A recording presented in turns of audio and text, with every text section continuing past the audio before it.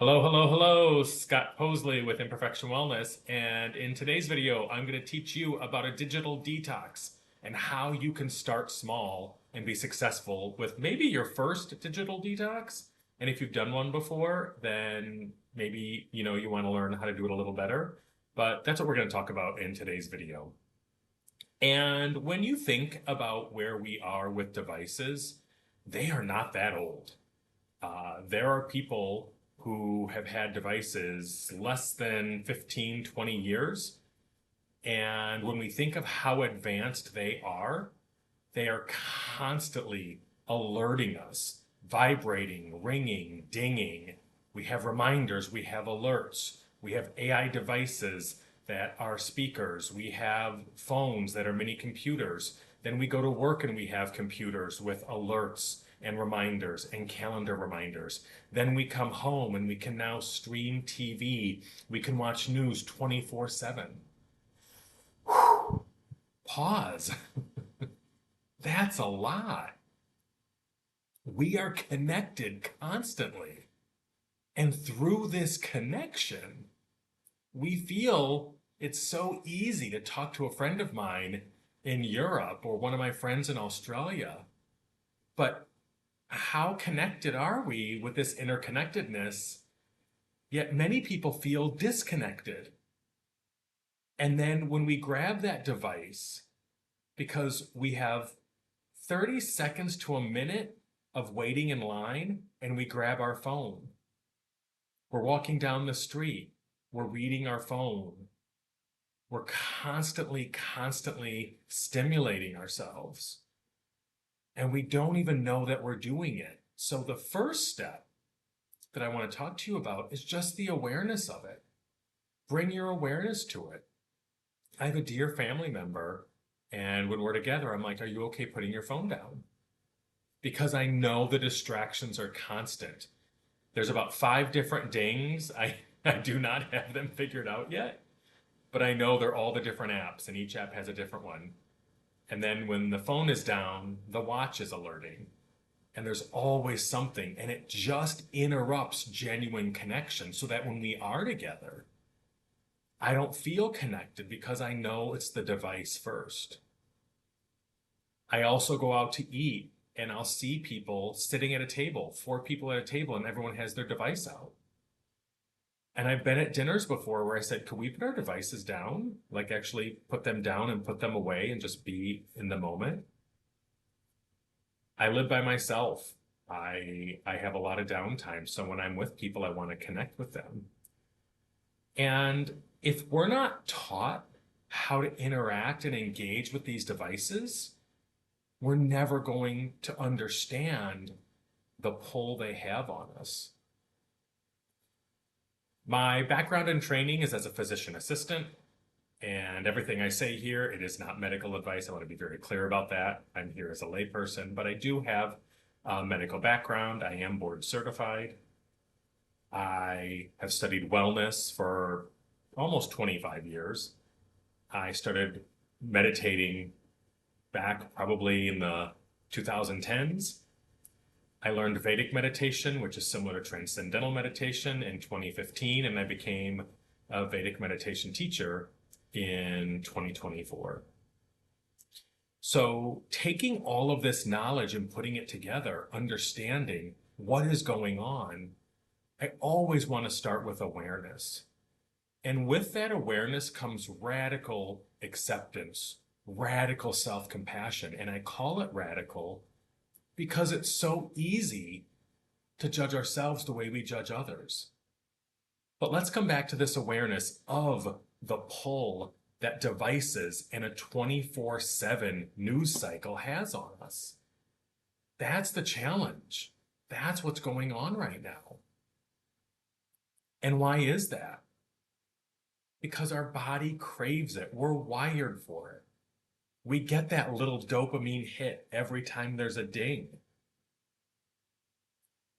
When we get so used to it that we don't question it, when we're so used to being overly stimulated, running from meeting to meeting, email to email, ding to ding, When we stop, we don't know what to do because no one's told us it's okay to stop and pause. And sometimes, at least in my case, when I would stop, the intrusive thoughts would come in. That's part of the reason I created Posley's paradigm. I'll always be talking about that in my videos because it's the cornerstone to what I do with wellness. And you can go to imperfectionwellness.com and you can download Posley's paradigm for free and use it as a wellness resource. But the reason I created the paradigm was because there were moments where I couldn't get the dopamine hit, and I would sit there, and sitting with self was hard because those intrusive thoughts came in. And I missed that little dopamine hit. And so when we're wired for that, and it's constant and never ending, what do we do? Where do we go? We want the next fix. And then if we don't get it and we feel uncomfortable, we get it elsewhere. Common behaviors that are wonderful in giving us that little endorphin kick or that dopamine hit, and all these happy neurochemicals that are at interplay. So I say dopamine, but there's other things going on, whether it's your endorphins, oxytocin, serotonin. But whatever's happening, we turn to behaviors that help us numb when those intrusive thoughts come in. For me, it was alcohol. For some, it's sex, shopping, exercise, other. And it's not a critique. It's not a critique. It's letting us know, hey, is that the caution flag? Is that the yellow caution flag that something's going on that I need to pay attention to? And I don't have the name off the top of my head, but there was a very famous, I believe it was a TED Talk. And the person presenting said, the opposite of addiction is not sobriety. The opposite of addiction is connection. I live in New York City, a city of 9 million people, and believe me, there are days where I don't feel connected to anybody. And I still struggle with that. Wellness is not perfection. Wellness is a journey. And what we try to do is build that lighthouse within ourselves. That light is already within us. We're just not taught that.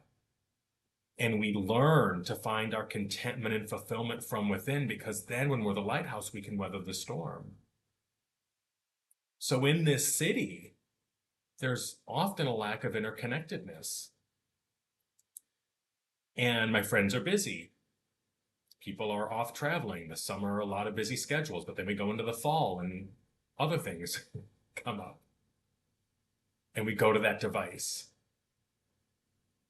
And again, I don't have this data off the top of my head, but if you look at the studies of how many touches we have of our phone every day, and I've caught myself doing this as well, standing in line, and the first thing I do is go to grab my phone. Or I want to see what time it is. But if you asked me what time it was when I just looked, I probably wouldn't know. We're on autopilot. We're sleepwalking. And again, this is not a critique. This is that radical self-compassion, radical acceptance. And when we realize we're programmed for this, then we want to take a pause. And so with a digital detox, when I did a digital detox the first time and actually putting my phone away and, increasing the interval of how long I would put it down for. I was studying to be a meditation teacher. I was doing that full time. And so I was able to have the luxury of letting a couple people know, hey, if it's an emergency, you're going to have to call, but I'm going off grid and turning off ringers, turning off alerts, silencing everything, no vibration. And it was weird. And at first I had it in the room with me, and then there was that desire to go grab it. And then I put it in the other room, and I got to tell you, try it right now. Try putting your phone down. I'll give you a minute. I'll talk slowly. Put it face down in another room. Put it on silent, put it on airplane mode. This is probably going to be a shorter video, so let's say for 15 minutes, and feel that discomfort. It feels uneasy because it's so normalized now. That neural pathway, that patterned behavior highway is so well worn that we don't know what to do. And so with a digital detox, we want to do baby steps. And you might say 15 minutes is too much. I have to have it right next to my bed, and it's the last thing I touch before I go to bed at night, and it's the first thing I touch when I wake up in the morning. We all know that's the worst thing to do. Yet who here has done it? By a show of hands. This is a recording, so I can't see your hands. But I've done it too. Because it's so normalized. And so we bring our awareness to how do we start modifying it? How do we sit with the discomfort? And so many times without critique, I see people saying, oh, you shouldn't do that. Oh, don't do that. Oh, do this instead. That's wonderful. They're right. But when you say, keep my phone in another room when I go to bed, and I have a hard time sleeping because the ruminating thoughts start, I want my comfort. I want my dopamine. I want my, happy hormones. So what am I supposed to do? And that's what I want to talk through today.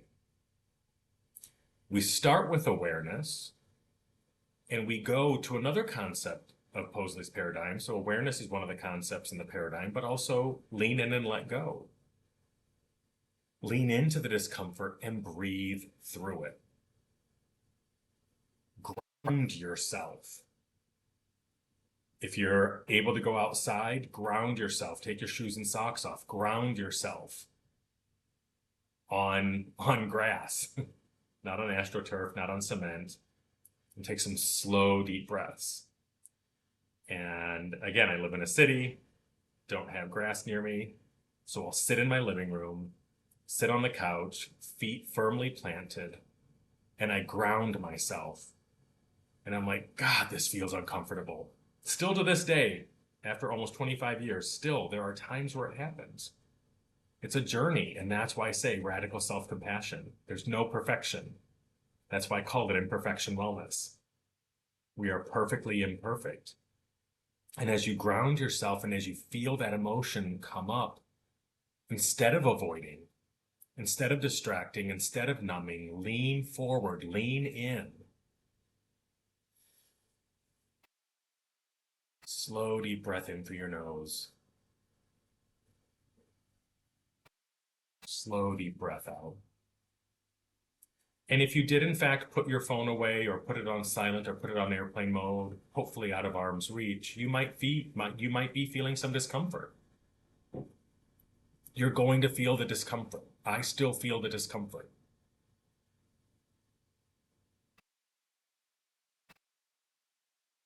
We're not trying to stop discomfort. We're trying to work with it so we can push through it. And if we continue avoiding it, we continue that cycle. So as we're leaning in and feeling discomfort, I made another video, I'll try to link it at the end, about different breathing techniques in your nervous system. Definitely take a look at the video. Because our nervous system, our psyche, we are wired. This is within us. This is instinctual. And we're in a heightened state, we're different. And that heightened fight or flight state from our sympathetic nervous system, if we're always on, that's driving us.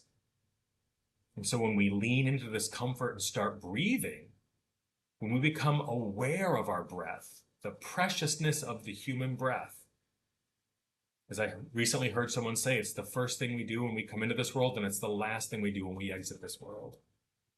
How true, the precious breath. But who here has ever paid attention to it? Many have, but many have not. I have a lot of friends and family who I don't believe focus on the breath. Because I know when I heard about it, probably, I'd say 8 years ago, of really focusing on breath work, it was different. And in that little deep breath I took, just talking about the breath, naturally take a deeper inhale and exhale because it's not something we pay attention to. I've talked about breathing techniques in other videos, and I will always talk through them because I don't think we can hear them enough, because there are no reminders in our world unless we write it down on a piece of paper. What am I going to do when I'm in that overwhelmed state? Again, in another video, I talk about my life preserver list. What can I do when I go into that overwhelm and I kind of shut down and I start binge scrolling or binge watching TV? I set an intention and then perform next right action. Again, another concept in the paradigm. And breathing is so helpful. And so when you do a digital detox, it's not just putting your phone away and walking away being okay. Because then when you can't do that, you're like, well, what's wrong with me? Nothing. Nothing's wrong. You're human. You are trying to fight instinctual behavior with no resources other than someone saying, don't do it. And I use this analogy a lot. Don't think about a pink elephant right now. Don't think about a pink elephant doing a hula hoop dance. Like, your brain goes to that. So what do? We bring our awareness to the breath. And a friend of mine once asked me, he's like, well, isn't that just another form of distraction? And I said, but we're not trying to avoid, we're trying to lean in and breathe through and let the feeling pass. We're not trying to negate the feeling. That's the difference. And so with breathing, there are many different techniques. If you go to the free resources at imperfectionwellness.com, I have a wellness starter kit, and you can get the wellness starter kit. And it has a mindful breathing guide that gives several different techniques, and we'll talk about a couple of them today. One of my favorites, I have a couple favorites, box breathing. And I like box breathing because it's simple. It does two things. You're counting when you're doing it, and you're taking an inhale, you're holding it, you're exhaling, you're holding it, creating that little square. And 2 to 3 rounds of that just bring you back to center, bring you back to present. And in order to do it, it's quite simple. What I want you to do is exhale, and then I'm going to count to 4. And as I count to 4, inhale. 1, 2, 3, 4. Now hold that. 1, 2, 3, 4. And count along with me or mentally. Exhale. 1, 2, 3, 4. And hold that exhale. 1, 2, 3, 4. Do that 2 or 3 times in the middle of a meeting, driving home from work, right before you go to bed. Center back. I do that technique all the time. My thoughts still ruminate, but it helps. So that's square breathing, box breathing. Another one I talk a lot about is left nostril breathing. And a friend of mine watched my other video on the nervous system, and he's like, why left nostril? Is it because people are right-handed? And I'm actually a left-handed person. So I thought that was a cute question. And if you look at the nasal cycle that's been studied, they realize that you kind of switch nostrils naturally. I can't prove this. I don't know the research, but when I was reading up on this, I thought it was very interesting. But what we do know is that when you breathe through your right nostril, it is more energizing, and it's more of an activation of your sympathetic nervous system, that fight or flight, flee, fawn. And then when you breathe in and out of the left nostril, it's more deactivating. It activates your parasympathetic nervous system, your rest, digest, restore. And today, excuse me, today I was running some errands, and it was a little chaotic this morning around my neighborhood, and I felt a little overwhelmed. And I did it. I put my right thumb on my right nostril,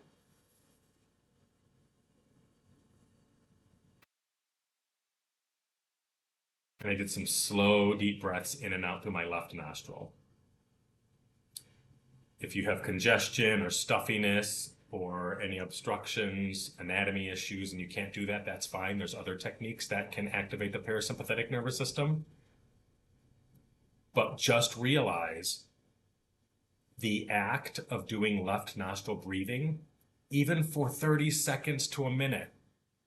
Now, I've done it for 3 to 5 minutes before I go to bed. Because if my mind gets racing when my head hits the pillow, I know that my sympathetic nervous system, my fight or flight has activated. And that happens a lot. That's just kind of what, it's not a unique experience. And if you've never suffered from insomnia, that's wonderful. But for those of us who've had it, we know it's a struggle. Try some breathing techniques before you go to bed. Yes, I have grabbed for my phone before. It's rare. And when I do, I try to pause and be like, is this going to help me really get to sleep? And then I try to put my phone down and I try to do a breathing exercise and I try to lean into the discomfort and I try to lean in and say, I'm okay. I'll do visualizations. I'll do guided meditations. Again, I have many guided meditations and I have a guided sleep meditation on my website. So it's also, I believe it's under free resources, guided meditations. I have a Spotify channel, Apple Podcast channel of guided meditations, small but growing library, because we're trying to find ways to change behavior. Because that pattern behavior highway is such a well-worn road. I had to say that slowly.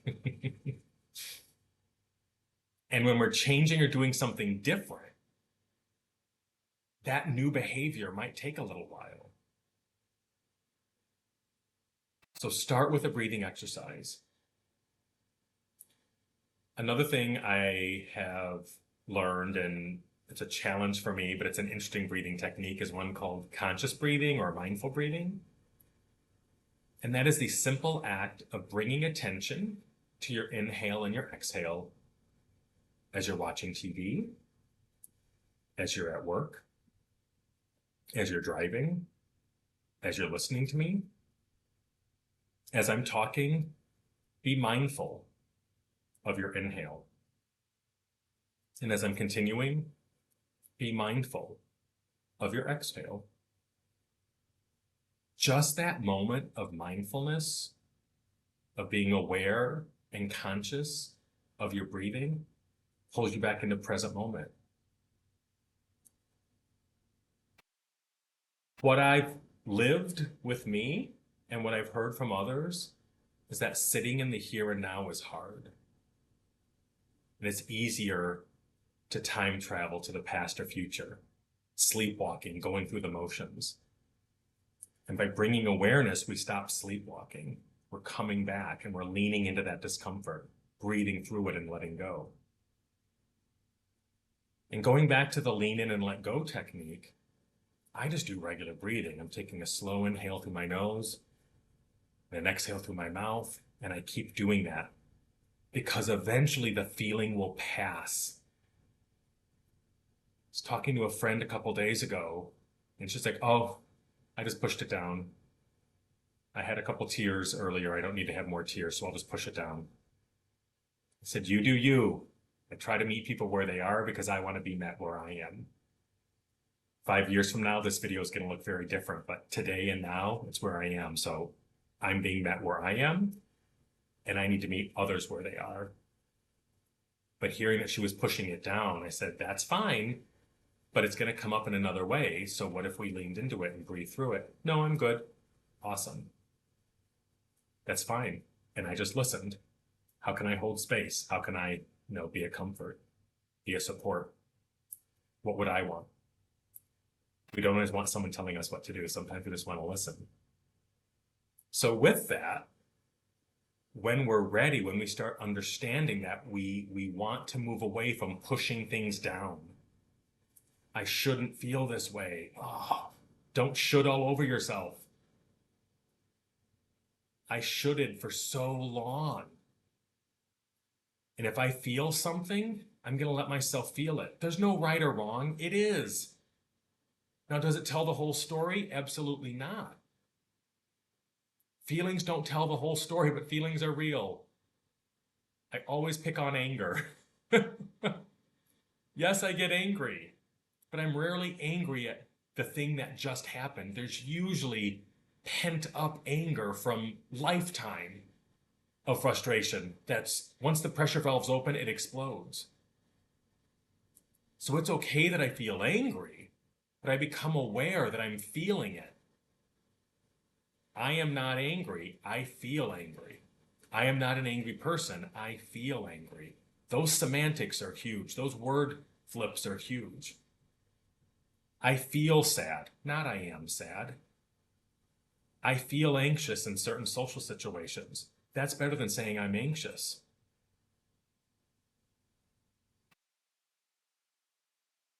Your spirit having a human experience and as true self, you aren't these labels that we put on ourselves. And it's shifting out of that. It's really having radical self-acceptance and radical self-compassion.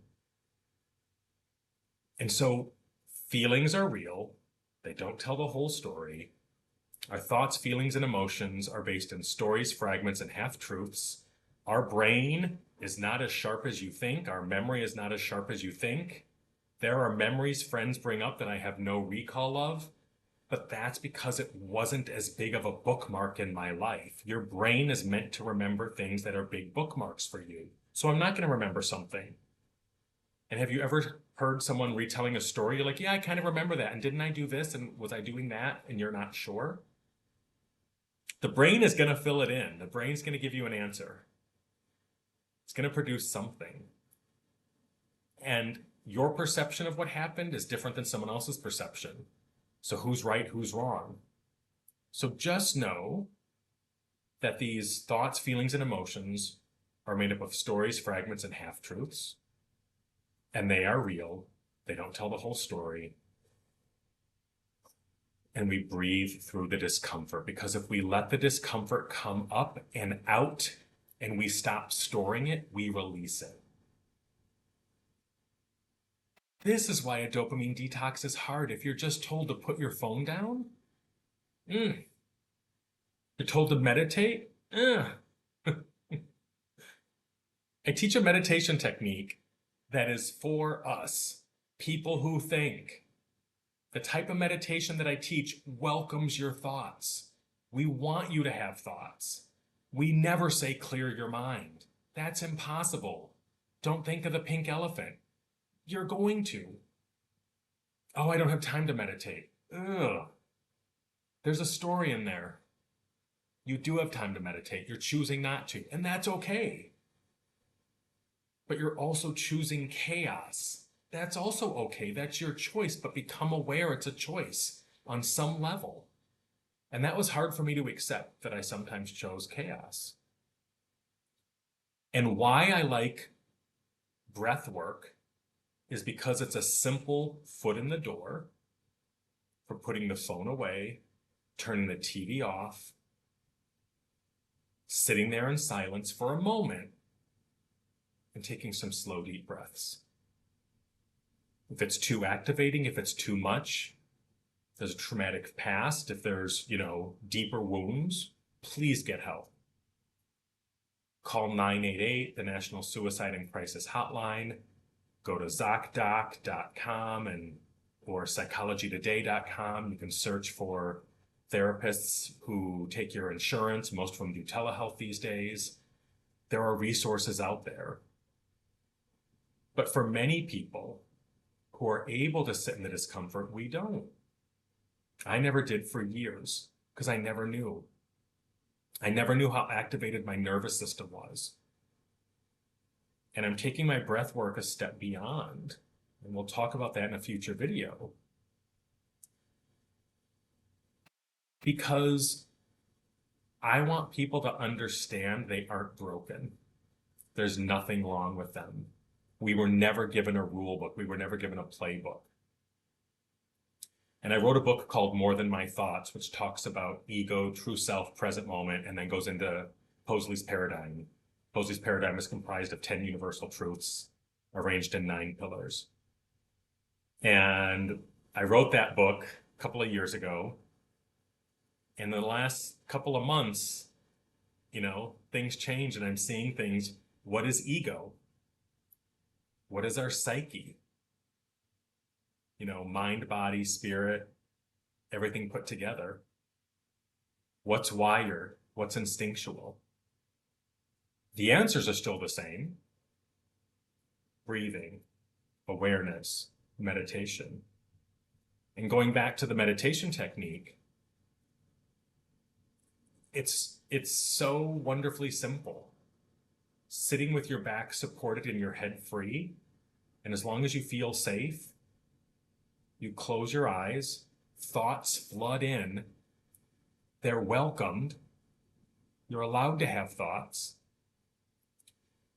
You think to yourself a Sanskrit sound vibration, and then it goes away, and you have more thoughts.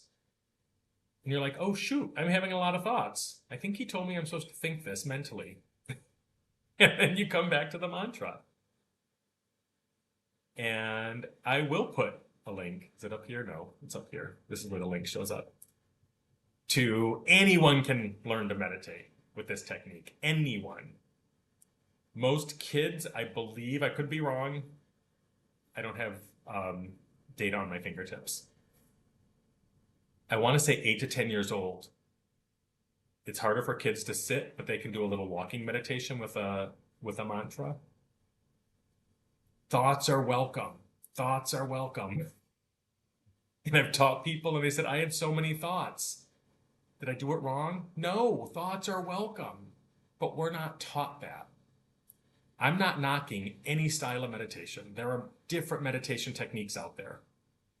Vedic and Transcendental are very similar.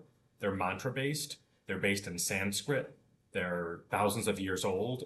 And these bija mantras or seed mantras are amazing because it allows you to transcend or go beyond thought. And then you bounce out and you have thought. That's okay. Come back to the mantra and then you go back down. It's an up and down. It's not a 1-for-1, but it's amazing. And the closest to that is a universal mantra, and there are many universal mantras. There are thousands of mantras, but the bija mantras that are used in Vedic meditation are meant for a modern society like ours to be able to have thought and still transcend. All this from talking about a dopamine detox, yes. Because if we're not given the tools, how do you build a house? I have no idea. I know you have to have a foundation and a frame. That's all I know.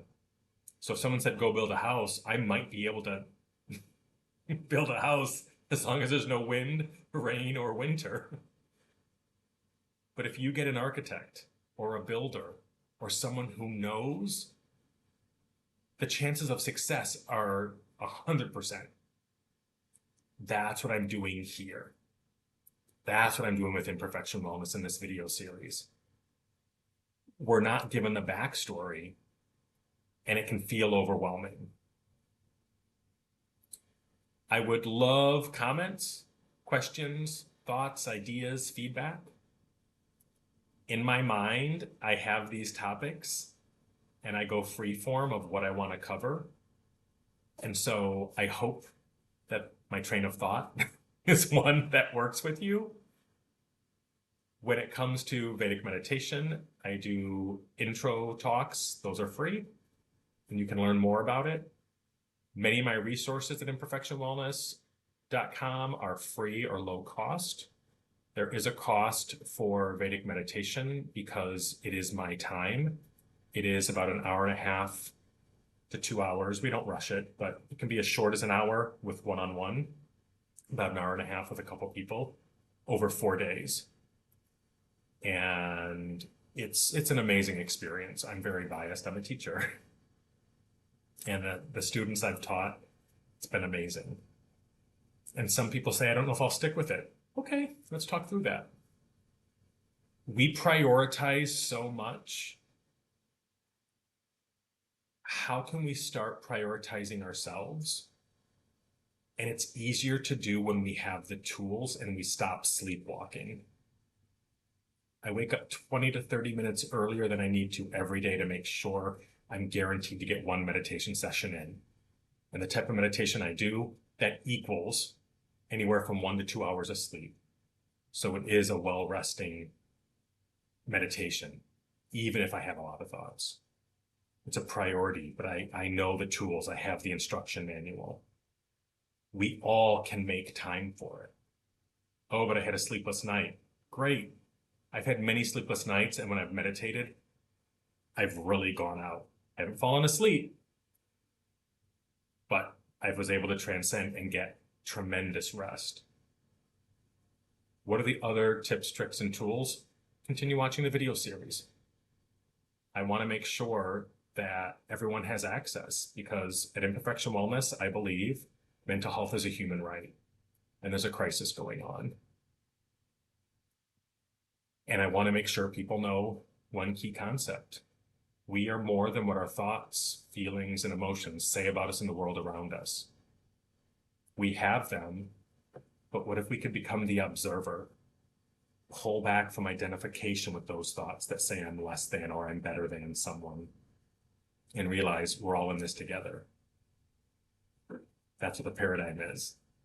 That's what a digital detox helps us do. It helps us to connect back to ourselves, therefore we can connect with others. But we need a rule book. As always, I am wishing you the absolute best on your wellness journey. Please reach out, please comment, please like and follow. These videos are a passion project. And as I continue building over time, if there's topics you'd love to hear about, I would love to get into those. So please let me know. And thanks for watching. Have a great day, evening, night. Till next time.